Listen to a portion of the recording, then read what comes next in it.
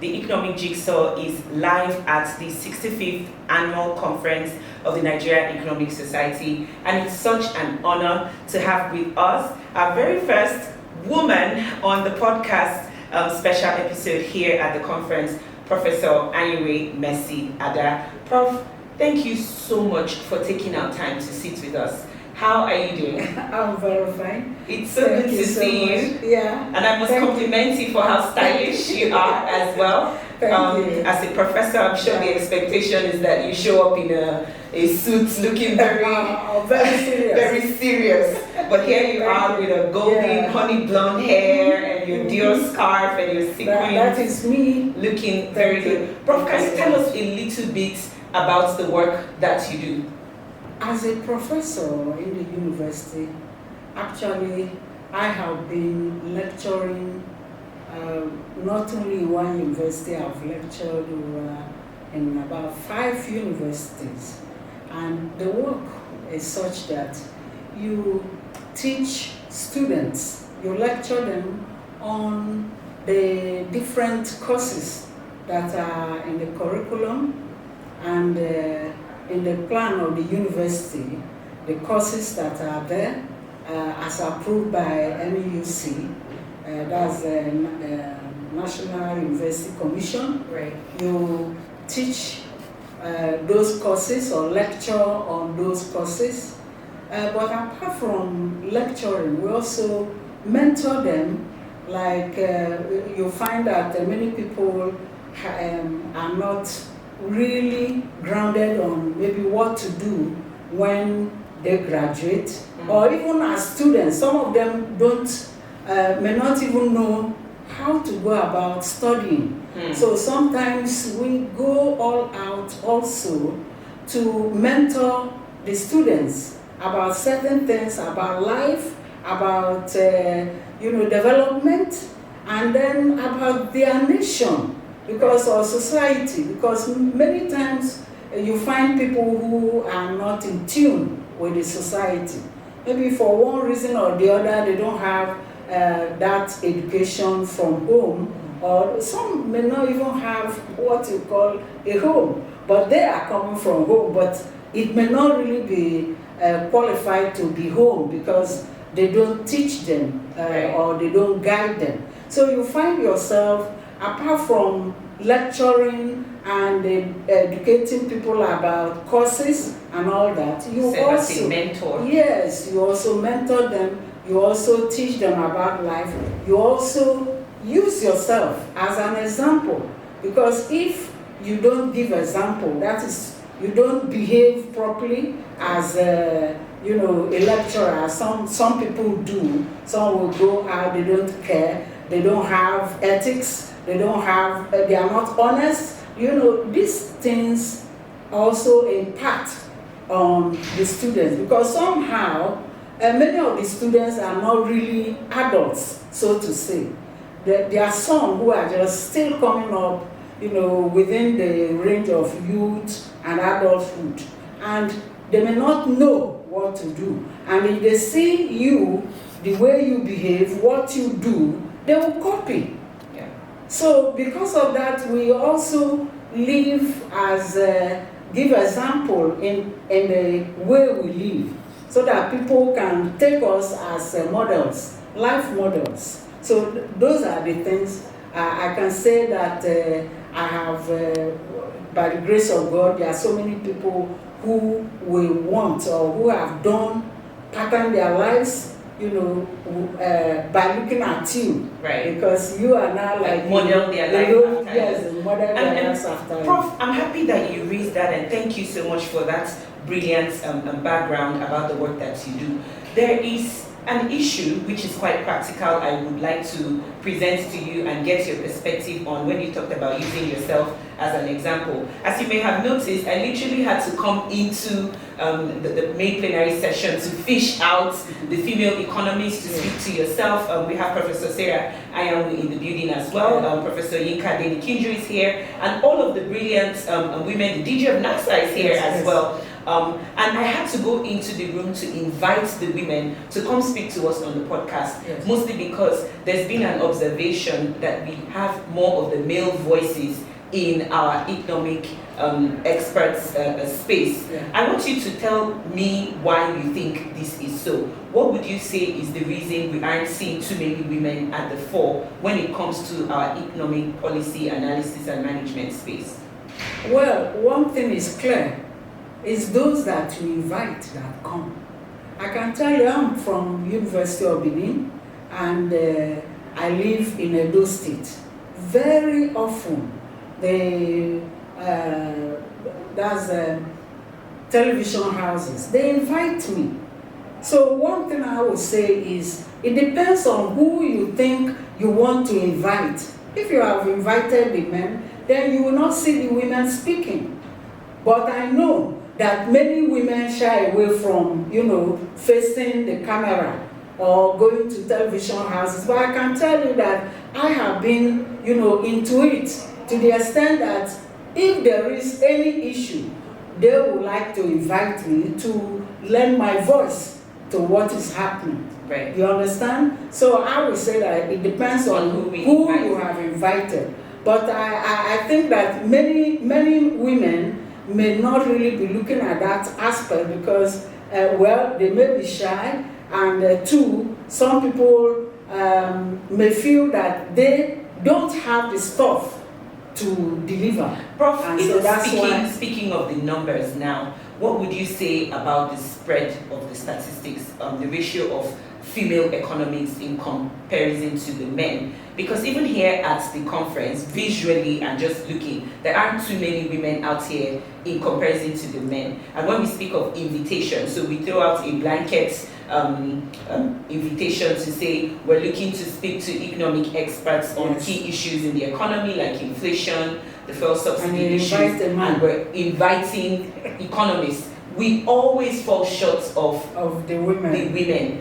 Is this, when we look at the universities, for example, do you have more female students in your department than male students? And how does that show up in the education to labor markets transition, where you now have fewer women, even after having more women at the university level? I don't know, what can you say about that? The statistics, like you said, is not in favor of the women, really. Because even in a class, you can find 70% of them will be men or males, as against maybe 30 or 20% as females. So it really starts from the schools, from the undergraduate programs, because you hardly find very many women going for economics. The one reason is that economics has the content of the courses that economists have are not things that women will fall in love with many times, because you find in economics a lot of statistics, a lot of econometrics, and these are some of the things that the female folks don't want to embrace, even though these courses are supposed not to be really tough. When you sit down and study them, they are quite easy, just like the development economics and then macroeconomics and all that. So this is one reason why many girls do not, find it very interesting coming to economics. So you find only those that you can regard as tough females that join economics department. The females will prefer to go to history.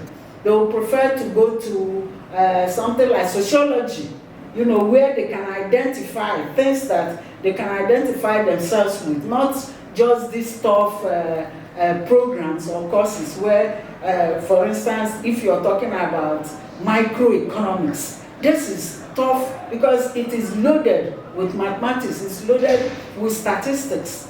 And these two courses, I can remember, I have my last daughter, where I tried to groom her to see if she could, join me in economics. I found that she couldn't do mathematics at all. So if you ask her a question like 2 plus 2, she will say it's 2. Because she didn't want to think to put 2 and 2 together.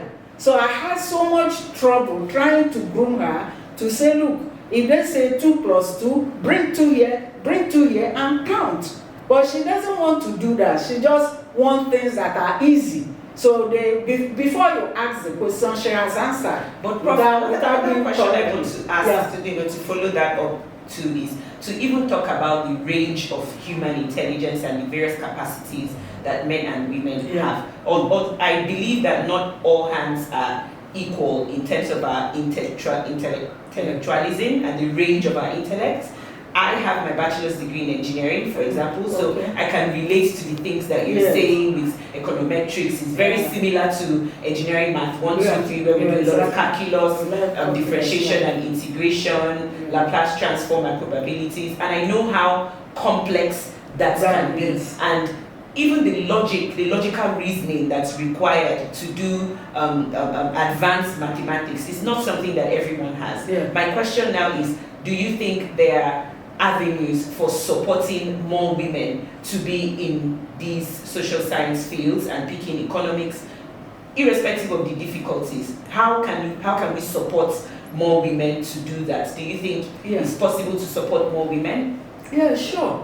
Like today, we unveiled the Nigerian Economic Society female professionals, and we are going to use that body to see that we mentor people, that we go about having programs that will encourage the females to join courses or to take up courses like engineering, like economics, and then other social science courses that we have women lacking in them. So the thing is that encouragement is very, very important, particularly starting from the lower schools. So like if you read engineering, then this is a female that are found with beauty that joined engineering. For instance, I wanted to read engineering. The first day I went to register, everyone discouraged me by saying, such a beauty cannot be in engineering. Well, here you are. So that is one way to where we discourage our women from, joining these tough courses. So some people will tell them, creating the perception that it is too complex for that a woman can. Whereas it is not true. The human brain, the one for the female and the one for the male, I don't think there is one that is better than the other. Because since you are human, God has given you that brain, then you can use it, So the encouragement is very, very important. You find, for instance, that even at the family levels, they don't encourage the females to take up hard courses. Just go and take this course and come out immediately. That is all we tell them. And we should try to change this pattern. We should encourage our children, both male and female, to take up good courses like economics. For instance, the problem Nigeria is going through, one reason why we are going through all this is because the economy does not really engage the economists. What they do, once someone is on seat and he's been appointed so, whether he is a lawyer, whether he is just a mere politician who didn't even probably get to any point, it tells you he's an economist. It tries to arrange everything, budget and implications of policies that are economic policies without engaging the real experts. It's one of the problems that we have in this country. And it was mentioned in this 65th conference of the Nigerian Economic Society. And thank God the president of the Nigerian Economic Society was able to come up with this, a lot of papers, particularly the one that talked about education and all that. And you could see, you could see it tried to even analyze who was this CBN governor and what is his qualification and how well did they do? You know, what's the impact? So I think for us in Nigeria, we should encourage our females to take up courses in economics as well as engineering and other courses that will make serious impact on our economy, rather than maybe only allow them to do that's home economics. Yes. And before you know it, they say, go and do home economics so that you can cook well. You know, that home economics is good, because I, for one, I encourage my daughter to take a course in nutrition, you know, but that didn't stop her from taking a course in computer science. Yes. You understand what I'm saying? Yes. So, but when you now restrict them to like just remain here, this is where a female is supposed to be. In short, most times, I'm quite glad that you read engineering. Mm-hmm. And I'm also glad for myself that I eventually went to university. Do you know that in some communities, they don't even allow the female. They don't encourage the female to even go further than even secondary school. That's right. In short, some end up in secondary school. For instance, at my own time, I know that things are changing now. At my own time, you didn't, as a woman or a female, you don't go to any school except you have a husband. That is, you will be betrothed before you even go to school. So as you are in school, it is when you, because there was something, this syndrome in my secondary school, for instance, when you hear a girl saying, my brother, it's not my brother, it's the husband-to-be. And that is because it's only the husbands-to-be that educate these girls, put them in school before they complete the secondary school of 5 years. They have withdrawn them. Of course, if they didn't withdraw them, some of them get pregnant by, you know, somehow, and then they go out of school, you know. So it is for us, really, Nigeria is going through a whole lot of problems. And I think that if there were any group of humans who should, you know, set things right, we should find them in women. Not necessarily all men, because now it's all men, most times. We should find solution in most of the women. This is the fact that I know. I know that, you know, somehow, some of the females who have used recently have defaulted. Some of them have, you know, put us, the women folk, to shame, but it's because they were following the footsteps of the males. This is the truth. There is no denying it. So what I'm saying in effect is, let us try from the home base to friendship and to lecturing and to whatever you're doing to be a model. Try to encourage the female to take up courses like economics. Nigeria is a country with huge potentials and good fundamentals. But in recent times, Nigeria has been grappling with several economic challenges. There is rising inflation, there's the forex crisis, and there is recently the debate on the new minimum wage. My name is Dr. Anyiwe Ada. I'm the Executive Director of Center for the Study of the Economies of Africa. CC is an economic think tank that uses evidence-based research to inform economic policies in Nigeria and Africa broadly. We're happy to be partnering with the Nigerian Economic Society, which has a pool of expert economists, and that fits nicely into our work in CC in advancing evidence-based economic policy making. My name is Professor Adeola Adelikeju. I'm a professor of economics at the University of Benin and the current president of the Nigerian Economic Society, the NES.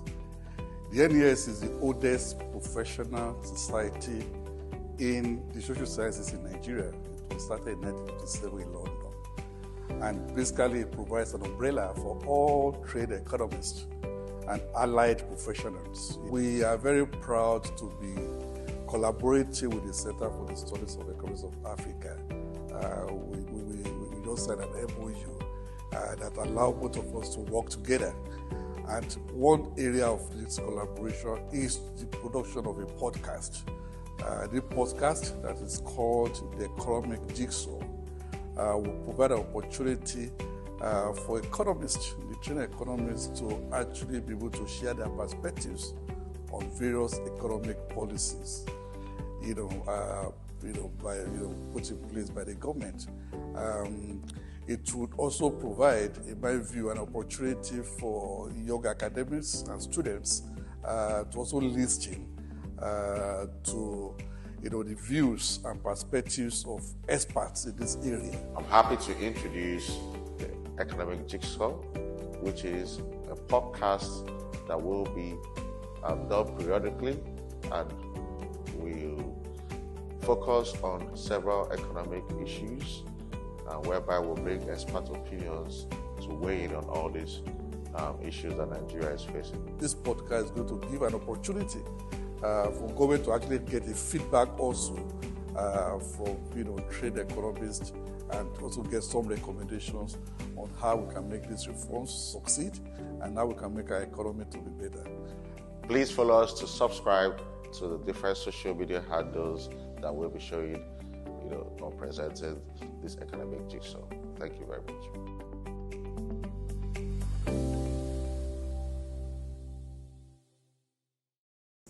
Yeah. Thank you so much, Prof. We have really enjoyed this quick chat with you here at the 65th Annual Conference of the Nigerian Economic Society. Now, away from all of the technical conversations, we want to ask you, because we're trying to be very African and traditional here today, what is your favorite Nigerian food? Well, my favorite is amala that is made from banana. Interesting. I'm sure many of you will say, what did you say? It's not from plantain, it's made from banana. Interesting. I didn't know we could make amala from bananas. Yes, from green banana. Make amala from it, and it's like you're eating the real fruit. So you will enjoy it, and it gives you very nutritious. And then vegetable soup. Honestly, there was a time I was breaking down with malaria, and I just one day sat down to question myself. When I was at home with my parents, I didn't have all these frequent breakdown with malaria. So what was it? I remember that really my father cannot eat in a day without soup, what they call pepper soup, that is made from scent leaf. So it is one of my best, scent leaf pepper soup. Nice. With amala made from banana. Thank you so much. Now you're making me hungry. Ladies and gentlemen, Professor Anyiwe Ada. Thank you so much, Prof. It's so nice to have you. Thanks for lighting up our space with your beauty, with your candor and your kindness, and for even being really candid about the issues that women are facing. Thank you so much for honoring our invitation here on the Economic Jigsaw. We hope to see you again and for the rest of the conference as well. Thank you, Prof. Thank you.